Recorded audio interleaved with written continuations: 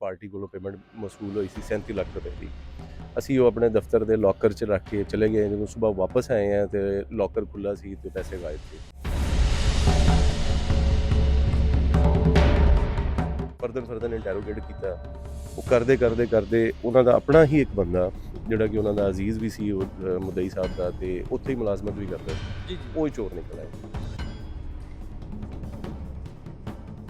ਅੱਜ ਦੀ ਜੁਰਮ ਕਹਾਣੀ ਦੇ ਵਿੱਚ 37 ਲੱਖ ਦੀ ਇੱਕ ਵੱਡੀ ਚੋਰੀ ਹੋਈ ਸੀ। ਔਰ ਚੋਰੀ ਕਿੰਨੇ ਕੀਤੀ ਸੀਗੀ, ਅਸਲ ਮੁਜਰਮ ਕੌਣ ਸੀਗਾ? ਮੈਂ ਮੌਜ਼ਮ ਜੱਟ ਤੇ ਤੁਸੀਂ ਵੇਖ ਰਹੇ ਹੋ ਜੁਰਮ ਕਹਾਣੀ।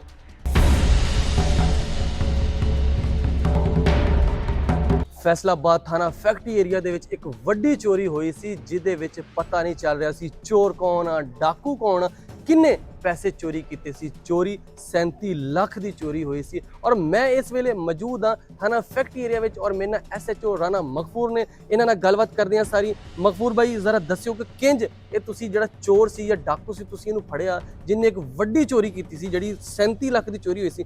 ਕਿੰਜ ਸਾਰੇ ਤੁਸੀਂ ਇਸ ਕਹਾਣੀ ਤੱਕ ਪਹੁੰਚਦੇ ਜੋ ਉਸ ਮੁਲਜ਼ਮ ਨੂੰ ਤੁਸੀਂ ਫੜਦੇ ਜੇ? ਇਹ 115 ਦੀ ਕਾਲ ਹੁੰਦੀ ਹੈ ਕਿ ਰਾਤ ਨੂੰ ਸਾਨੂੰ ਇੱਕ ਪਾਰਟੀ ਕੋਲੋਂ ਪੇਮੈਂਟ ਮਸੂਲ ਹੋਈ ਸੀ 37 ਲੱਖ ਰੁਪਏ ਦੀ। ਅਸੀਂ ਉਹ ਆਪਣੇ ਦਫ਼ਤਰ ਦੇ ਲੋਕਰ 'ਚ ਰੱਖ ਕੇ ਚਲੇ ਗਏ। ਜਦੋਂ ਸਵੇਰ ਵਾਪਸ ਆਏ ਆ ਤੇ ਲੋਕਰ ਖੁੱਲ੍ਹਾ ਸੀ ਤੇ ਪੈਸੇ ਗਾਇਬ ਸੀ। ਅਸੀਂ ਜਾ ਕੇ 115 ਦੀ ਕਾਲ 'ਤੇ ਜਿਸ ਤਰ੍ਹਾਂ ਪੁਲਿਸ ਰਿਸਪੌਂਡ ਕਰਦੀ, ਜਾ ਕੇ ਪਹਿਲੇ ਉੱਥੇ ਕੋਈ ਕੈਮਰੇ ਵਗੈਰਾ ਦੇਖਣ ਦੀ ਕੋਸ਼ਿਸ਼ ਕੀਤੀ। ਉਹ ਚੋਰ ਨੇ ਇੰਨੀ ਅੱਛੇ ਤਰੀਕੇ ਨਾਲ ਪਲਾਨ ਆਊਟ ਕੀਤਾ ਸੀ ਇਸ ਵਾਰਦਾਤ ਨੂੰ। ਉਹਨੇ ਜਾ ਕੇ ਜਿਹੜੇ ਕੈਮਰਿਆਂ ਦੀਆਂ ਤਾਰਾਂ ਬਾਹਰ ਸੀ ਉਹਨੇ ਤਾਰਾਂ ਕੱਢ ਦਿੱਤੀਆਂ, ਕੁਛ ਕੈਮਰੇ ਅੰਦਰ ਲੱਗੇ ਸੀ ਉਹਨਾਂ ਦੇ, ਉਹਨੇ ਉਹਨਾਂ ਦੇ ਰੁੱਖ ਮੋੜ ਕੇ ਫਿਰ ਉਹਨੇ ਐਂਟਰੀ ਕੀਤੀ ਤੇ ਕੋਈ ਉੱਥੇ ਕੋਈ ਫਿੰਗਰਪ੍ਰਿੰਟ ਜਾਂ ਕੁਛ ਇਸ ਤਰ੍ਹਾਂ ਦੀ ਕੋਈ ਚੀਜ਼ ਨਹੀਂ ਸੀ ਨਜ਼ਰ ਆ ਰਹੀ। ਅਸੀਂ ਉੱਥੇ ਫਿਰ ਜਿਹੜੇ ਉਸ ਦਫ਼ਤਰ ਦੇ ਜਿੰਨੇ ਵੀ ਬੰਦੇ ਉੱਥੇ ਕੰਮ ਕਰਨ ਵਾਲੇ ਸੀ ਜਾਂ ਕਿਸ ਤਰ੍ਹਾਂ ਵੀ ਉੱਥੇ ਰਿਲੇਟਡ ਸੀ, ਮਤਲਬ ਉਹ ਪਾਰਟੀ ਜਿਹਨੇ ਇਨਵੈਸਟਮੈਂਟ ਆਪਣਾ ਜਿਹੜੀ ਪੇਮੈਂਟ ਭੇਜੀ ਉਹ ਜਾਂ ਉਹਨਾਂ ਦੇ ਬੰਦੇ, ਅਸੀਂ ਸਾਰਿਆਂ ਨੂੰ ਥੋਰਲੀ ਫਰਦਰ ਇੰਟਰੋਗੇਟ ਕੀਤਾ।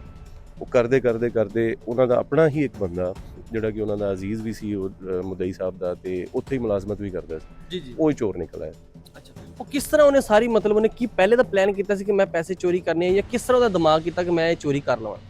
ਜੀ ਉਹ ਇਸ ਤਰ੍ਹਾਂ ਹੀ ਉਹਨੂੰ ਕਦੀ ਜਿਹੜੀ ਸਿਚੁਏਸ਼ਨ ਹੁੰਦੀ ਹੈ ਨਾ, ਉਹ ਬੰਦੇ ਨੂੰ ਇਨਸਟੀਗੇਟ ਕਰਦੀ ਹੈ ਕਿ ਕੁਛ ਹੈ ਕਰਨ ਦਾ ਬੜਾ ਅੱਛਾ ਮੌਕਾ। ਹੁਣ ਇਹ ਇਸ ਤਰ੍ਹਾਂ ਅੱਛਾ ਮੌਕਾ ਸੀ ਕਿ ਇਹ ਹਾਲਾਂਕਿ ਜਿਸ ਬੰਦੇ ਨੇ ਚੋਰੀ ਕੀਤੀ ਹੈ ਉੱਥੇ ਪਿਛਲੇ ਕੋਈ 12-13 ਸਾਲ ਤੋਂ ਮੁਲਾਜ਼ਮ ਸੀ ਉਹਨਾਂ ਦਾ। ਅੱਛਾ, ਉਹਨਾਂ ਦਾ ਅਜ਼ੀਜ਼ ਵੀ ਹੈ, ਤੇ ਉਸ ਤੋਂ ਪਹਿਲੇ ਵੀ ਉੱਥੇ ਉਹ ਕਹਿੰਦੇ ਕਿ ਇੱਥੇ ਸਾਡੀ ਤੇ ਕੋਈ ਮਤਲਬ ਕਰੋੜ ਪਲੱਸ ਦੀ ਪੇਮੈਂਟ ਵੀ ਆਉਂਦੀ ਰਹੀ ਹੈ। ਉਹ ਇਸੇ ਵਜ੍ਹਾ ਤੋਂ ਉਹ ਆਪਣੇ ਬੰਦਿਆਂ ਤੇ ਸ਼ੱਕ ਨਹੀਂ ਕਰ ਰਹੇ ਸੀ ਕਿ ਕੋਈ ਬਾਹਰ ਦਾ ਚੋਰ ਹੈ। ਤੇ ਇਹਨੂੰ ਉਸੇ ਨੇ ਮੌਕਾ ਇਸ ਤੋਂ ਬੜਾ ਫਿਜ਼ੀਬਲ ਲੱਗਾ ਕਿ ਉਹਨਾਂ ਦੀ ਅਗਲੇ ਦਿਨ ਸੀ ਸ਼ਾਦੀ। ਅੱਛਾ, ਜਿਸ ਦਿਨ ਇਹ ਚੋਰੀ ਹੁੰਦੀ ਹੈ ਉਸ ਦਿਨ ਉਹਨਾਂ ਦੇ ਬੱਚੇ ਦੀ ਮਹਿੰਦੀ ਸੀ, ਮਤਲਬ ਸਾਰੀ ਫੈਮਿਲੀ ਉੱਥੇ ਬਿਜ਼ੀ ਸੀ। ਇਸੇ ਵਜ੍ਹਾ ਤੋਂ ਇਹ 'ਚ ਟਾਈਮ ਜ਼ਿਆਦਾ ਲੱਗਾ ਕਿ ਉਹਨਾਂ ਨੇ ਇਹ ਵਾਰਦਾਤ ਦੀ ਸਿਰਫ ਕਾਲ ਕੀਤੀ 15 ਦੀ। ਉਸ ਤੋਂ ਬਾਅਦ ਉਹ 5-7 ਦਿਨ ਜਿਹੜਾ ਨਾ ਸਾਨੂੰ ਪਲਟ ਕੇ ਪੁੱਛਿਆ ਹੀ ਨਹੀਂ। ਅਸੀਂ ਵੀ ਉਹਨਾਂ ਨੂੰ ਤੰਗ ਨਹੀਂ ਕੀਤਾ ਕਿ ਉਹਨਾਂ ਦੇ ਆਪਣੀ ਸ਼ਾਦੀ ਹੋ ਰਹੀ ਹੈ ਤੇ ਅਸੀਂ ਉਹਨਾਂ ਨੂੰ ਸ਼ਾਦੀ 'ਚੋਂ ਬੁਲਾ ਕੇ ਇੱਥੇ ਆਪਣੀ ਕਰੀਏ, ਤੇ ਉਹ ਇਸ ਵਜ੍ਹਾ ਤੋਂ ਥੋੜ੍ਹਾ ਡਿਲੇ ਵੀ ਹੋਇਆ। ਤੇ ਇਹ ਬੜਾ ਅੱਛਾ ਮੌਕਾ ਸੀ ਕਿ ਇੱਥੇ ਕਿਸੇ ਨੇ ਹੋਣਾ ਵੀ ਕੋਈ ਨਹੀਂ, ਤੇ ਉਸ ਤੋਂ ਬਾਅਦ ਵੀ ਕਿਸੇ ਨੇ ਕੋਈ ਇਹਦੀ ਕੋਈ ਇੰਨੀ ਕੋਈ ਛਾਣਬੀਣ ਨਹੀਂ ਕਰਨੀ, ਸਾਰੇ ਸ਼ਾਦੀ ਦੇ ਵਿੱਚ ਮਸਰੂਫ ਹੋਣਗੇ ਤੇ ਮੇਰਾ ਦਾਅ ਲੱਗ ਜਾਏਗਾ। ਉਸ ਵਜ੍ਹਾ ਤੋਂ ਉਹਨੇ ਇਹ ਪਲਾਨ। ਅੱਛਾ, ਜਿਹੜੇ ਇਹਨੇ 37 ਲੱਖ ਚੋਰੀ ਕੀਤਾ ਸੀ, ਚੋਰੀ ਕਰਕੇ ਕਿੱਥੇ ਇਹਨੇ ਜਾ ਕੇ ਰੱਖਿਆ, ਕਿੱਥੋਂ ਤੁਸੀਂ ਰਿਕਵਰ ਪੈਸੇ ਕੀਤੇ? ਇਹਨੇ ਆਪਣੇ ਘਰ ਹੀ ਰੱਖਿਆ ਹੋਇਆ ਸੀ ਉਸੇ ਤਰ੍ਹਾਂ ਹੀ। ਕੁਛ ਪੈਸੇ ਇਹਨੇ ਵਿੱਚੋਂ ਖਰਚ ਲਏ ਸੀ ਥੋੜ੍ਹੇ ਬਹੁਤ, ਉਹ ਵੀ ਇਹਨੇ ਚੀਜ਼ਾਂ ਹੀ ਲਈਆਂ ਸੀ, ਕੋਈ LCD ਵਗੈਰਾ, ਕੋਈ ਮੋਬਾਈਲ ਵਗੈਰਾ, ਕੋਈ ਇਸ ਤਰ੍ਹਾਂ 2-3 ਚੀਜ਼ਾਂ ਲਈਆਂ ਸੀ।